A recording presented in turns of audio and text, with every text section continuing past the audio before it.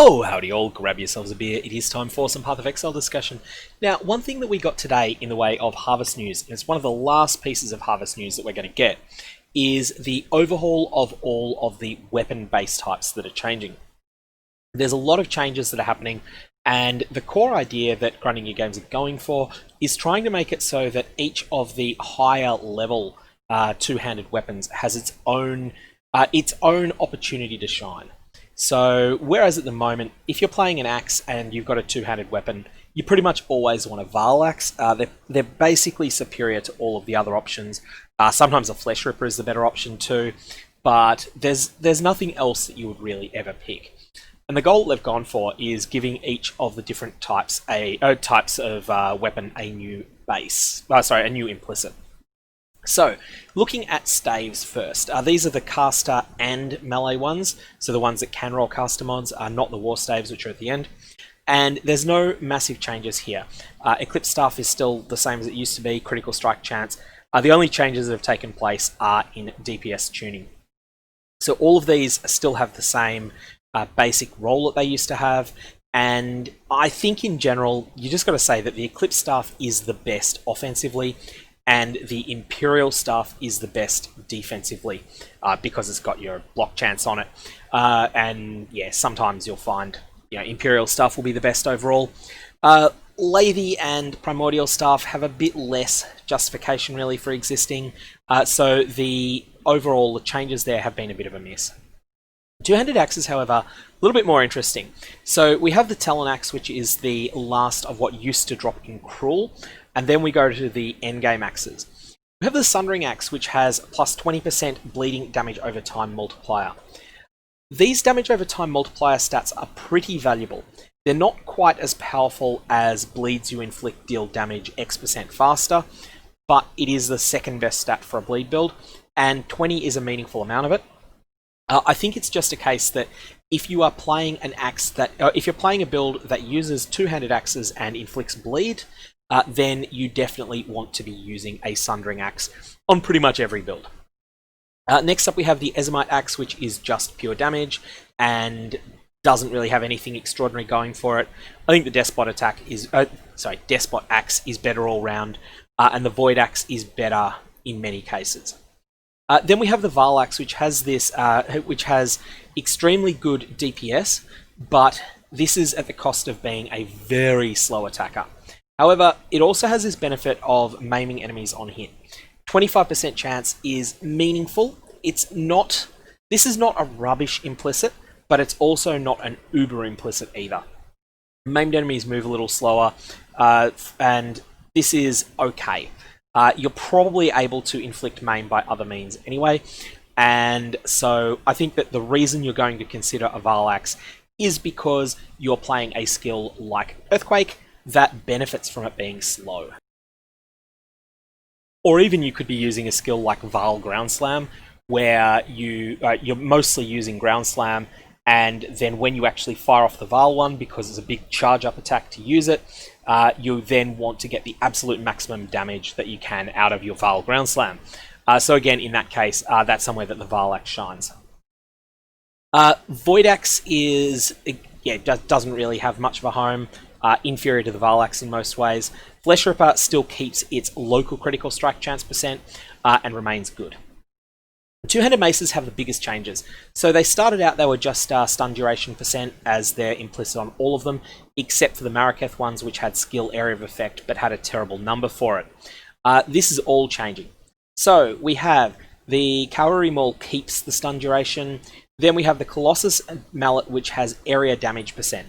Now this is an increased damage roll, so 30% increased damage is something that will serve you really well early on in a league, but once you start getting better gear, you'll probably get so much increased damage elsewhere on your passive tree and on gear and the like, that this just won't end up being overly impactful. So Colossus Mallet, use it early, ditch it later. Don't use it. Don't sort of sink an enormous amount into crafting one of these. Pile Driver, base stun threshold reduction percentage. So this is a stun-oriented one. Meat Grinder is the interesting one though. 5% chance to deal double damage. If you are not playing any skill combinations that automatically deal double damage, and most people won't be, then this is going to be really powerful. One of the things that's great about dealing double damage sometimes is that when you deal that double damage hit and it critically strikes, you're pretty much going to stun anything, including things that would normally be beyond your capacity to stun.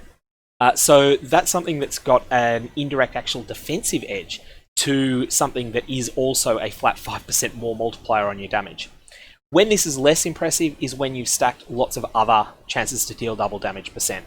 So if you've got 50% chance to deal damage percent from other sources, double damage, 50% chance, then you're going from 150% base damage to 155%, and that's actually only a 3 1/3% more multiplier to your damage.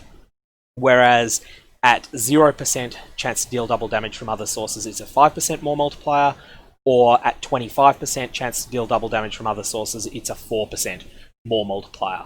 So yeah, it's not that there's diminishing returns on this stat, unless you actually hit 100 with it, and then everything after that is useless.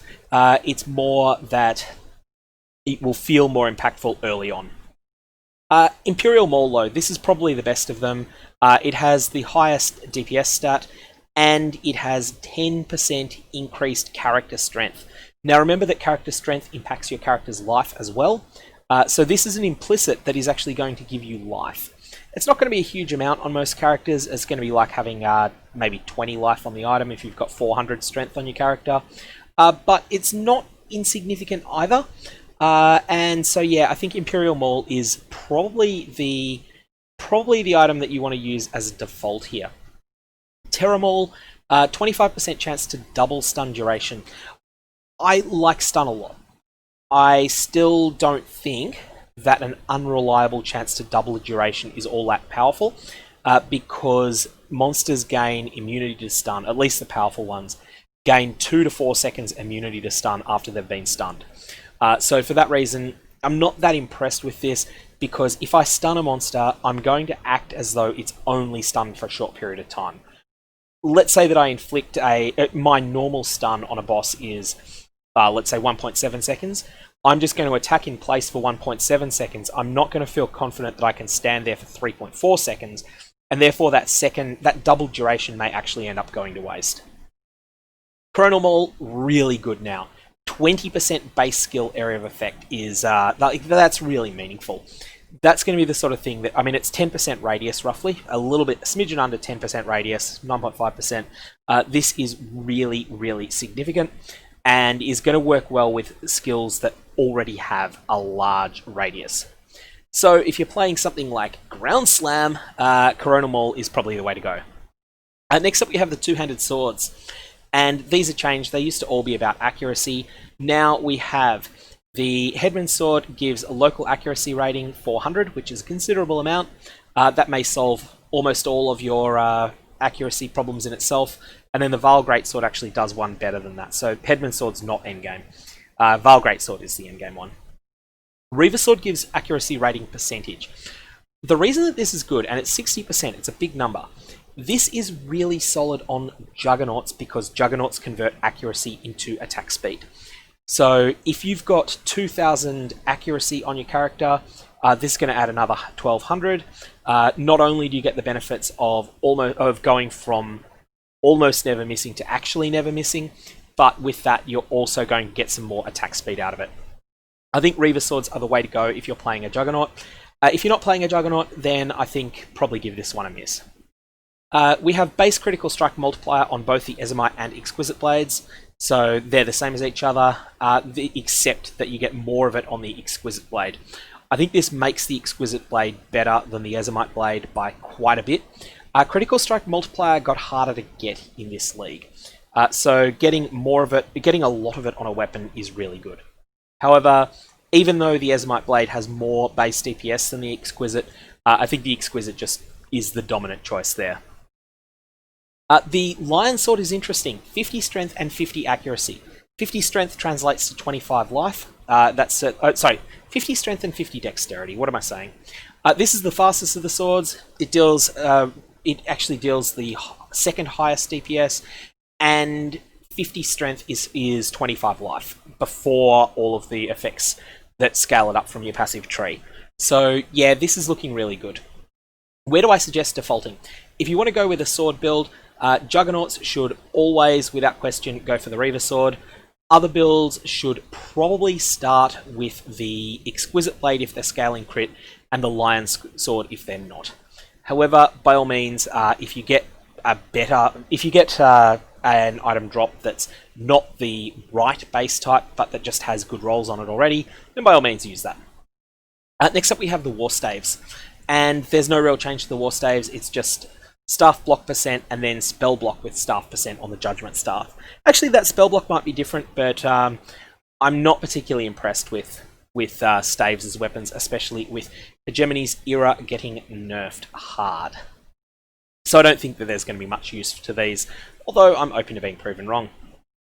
In terms of other news that came out today, we got this little information about one of the new Timeless Jewel exclusive passive nodes, the Trader.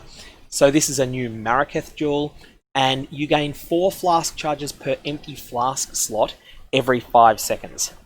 So, when is it worth sacrificing a flask slot for this Pathfinder-like ability?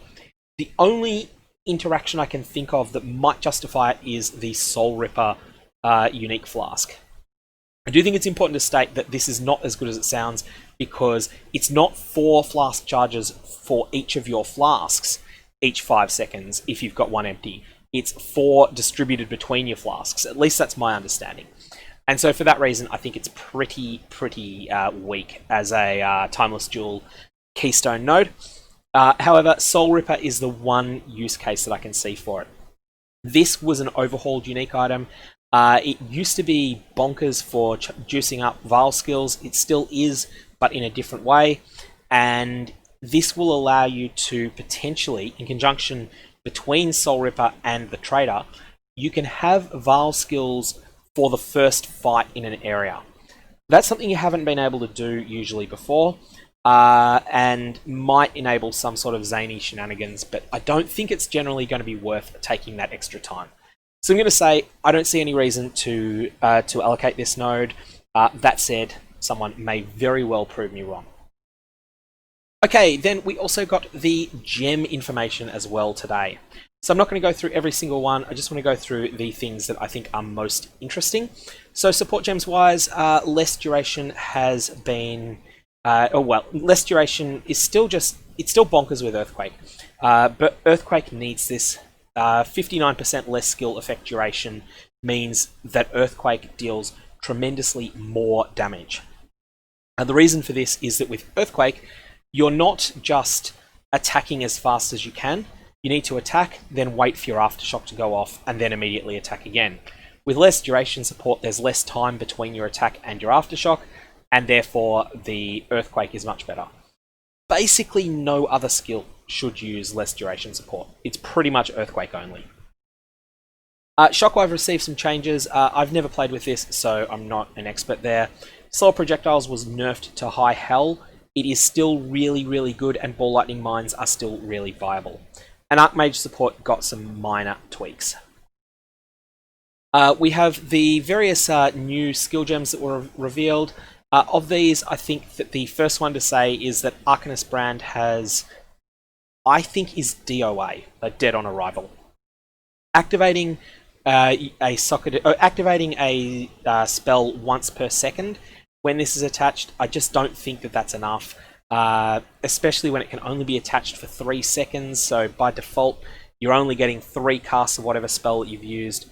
I think it's just far better to instead cast your spells through a spell totem instead. We mentioned also that you're dealing 46% less damage, although you're dealing good damage to the branded enemy. The spells are going to cast in directions you don't necessarily want them to.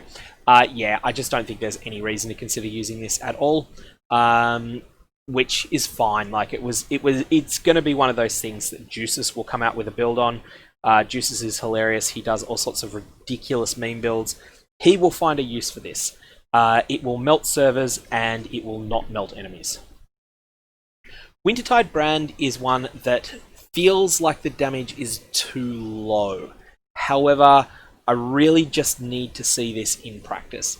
It looks like it just doesn't seem like the base damage is high enough, but I may be misunderstanding exactly how this works. So I want to see Wintertide Brand in action, and I want to see how it compares to the existing Cold Snap and Vortex playstyle, which is a pretty solid build. Cold Snap and Vortex, especially on an Occultist, is something that has been good for a long time. Support gems. Urgent Orders is a new one, and this looks really cool. So, casting your War-cries takes a long time, and that's something that I think a lot of people haven't really been paying that much attention to. Like, these War-cries are strong, but their cast time is, and that's not the right one, their cast time is 800 milliseconds. So you need to stop in place and let out an 800 millisecond cry in order to set one off. But with Urgent Orders, I'm assuming at level 21 it's going to be 60% increased speed, and that means that it's 500 milliseconds. So that means that you're saving 300 milliseconds. If you're casting your War-cry on cooldown, just having this socketed is essentially a 3% more damage multiplier to your actual entire character. So you're going to be casting your skill on a 10-second cooldown and spending 0.5 instead of 0.8 seconds casting your War-cry. I'm using the term cast. They're actually not cast. They're uttered or whatever. That is something that is definitely worth using. I'm inclined to say that most builds are probably going to want to run 2 War-cries, and both of them supported by the same Urgent Orders. Now here is Fist of War, and Fist of War looks fantastic. This is the Slam support gem, and you'll notice that attacks with the supporter's skill are ancestrally boosted, but no more than once per 1.8 seconds. The ancestral boost slams deal 148% more damage with hits and 100% more damage with ailments. So what this means is that once per 1.8 seconds, you get a massive hit. This is what Ruthless wanted to be, but it's just miles better. This supports a hit and run playstyle. This will do a lot in conjunction with Bleed, and even though it only gets 100% more damage with ailments instead of 148%. And the damage multiplier is just so big. And then additionally, we have increased area of effect baked into it as well. So with all of that in mind, Fist of War support is looking phenomenal. One little catch with this is that if you are playing Vaal Ground Slam, because you're going to socket this because it will amp up your Ground Slam, but it will not amp up the Vaal version of it, unfortunately. That said, I think it is still so strong that you're going to want to use this. My prediction is that Fist of War support will feel mandatory on any Slam build. Okay, we have Swift Brand support. I'm not impressed with where brands look like they are at the moment. Very open to being proven wrong, but I just don't think they're going to get there. Changes to Earthquake. Earthquake has lost its flat physical damage and now scales more with the weapon. And the Vaal version is, I think it just got changed and I think is just nuts now. So both the Vaal and the normal version are looking pretty bonkers. And Aftershocks dealing 407% more damage with hits and ailments on the Vaal version is insane. So Earthquake is a very tricky playstyle to master, especially if you want to use it in conjunction with the Impaler node on the passive tree. What Earthquake does, you make one attack, it's small, it doesn't do all that much damage. Then you get a second free massive Aftershock. You're going to need to pair Earthquake with less duration and to just simply make the attack and wait it out until the Aftershock goes off, and only then do you then make your next attack. It's a very difficult timing setup to get used to, but you will be richly rewarded if you can pull that off. If you're using this in conjunction with the Impaler node on the passive tree, you are going to want to make sure that one of your first attacks every 4 seconds misses. That way, you won't waste your ability to launch 5 stacks of Impale. You're going to get that on an Aftershock instead of a normal hit. That's going to be a high skill ceiling on this build, but I think it's going to be really powerful. Here's Vile Ground Slam. I'm looking to make a build around this. This just looks like fun. I have used Ground Slam before in a build. I was playing, at the start of Legion, I played a Cyclone character that used Vile Ground Slam as a utility falling, and just found it so good that it was a long time until I got rid of it. I was really happy with this skill, and I think it felt great to play, and it looks like it's just generally gotten better with the changes. Now, it's interesting, Vile Molten Shell. I thought that this has been taken out the back and shot. Other people disagree, other people think it is still worth using. I'm going to give no real... I'm going to make my prediction that I think it's not usable anymore, but it is certainly the case that there are people that disagree with me. Prove me wrong. Go ahead, use it, and experience some success with it, and that'll be great. But my thoughts are that only mitigating 35% of damage taken from...